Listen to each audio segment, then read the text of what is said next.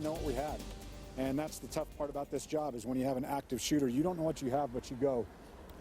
Neighbors in West Eugene are wondering why after a neighborhood dispute turned deadly. Thank you for joining us tonight. I'm Matt Templeman. I'm Renee McCullough. KEZI 9 News has been on the scene all afternoon working for more information, and that is where we begin tonight our team coverage. KEZI 9 News reporter Michael Severin is talking with neighbors who are trying to make sense out of this tragedy. But we start with Connor McCarthy, who has the very latest information from the Violent Crimes Unit. Connor?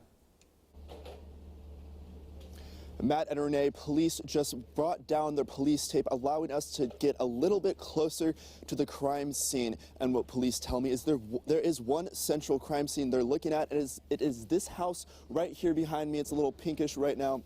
But they say that's where they are focused on. And Hazmat did just arrive as well to start cleaning up the mess. And this incident happened around 1:15 this afternoon. This quiet and peaceful neighborhood turned into chaos and confusion after neighbors reported gunshots. And what happened was Police Chief Skinner says that a gunman in his 70s pulled a gun on 3 of his neighbors after a dispute.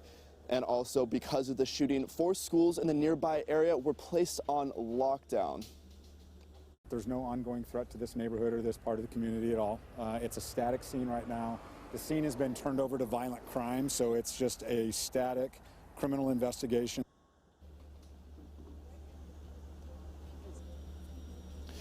And we're still trying to figure out details on what actually sparked that dispute, that also sparked that shooting as well. And we're also trying to get details on those injured as well. But stay with KEZI 9 News as we bring you the very latest details tonight on KEZI 9 News at 11. But for now, live in Eugene, Connor McCarthy, KEZI 9 News. All right, thank you very much, Connor. Let's continue our team coverage now with Michael Severin, who's been talking with neighbors all afternoon.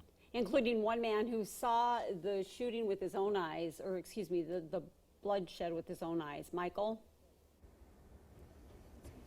Yeah, that's right, Matt. Renee, I spoke to a man who didn't want to go on camera, but he tells me that he not only heard the shots, but saw people lying in the street. He says he was watching TV at his home when he heard a loud pop. At first, he thought it was just a leaf blower, and he went back to watching TV, but then he heard people shouting and went to look out his back window. Then there he saw a man lying on the ground next to a leaf blower and another man with a gun pointing it at a woman and a man. He called 911 at that point, and that's when he said he heard another shot. He looked out the window again and saw the woman lying on the ground, and the 2 men were gone. He said at that point he moved to the other side of his house, fearing another shot could hit him. Problems like that with your neighbor, consider moving. Consider taking a different attitude. Do something. Don't go out and shoot them.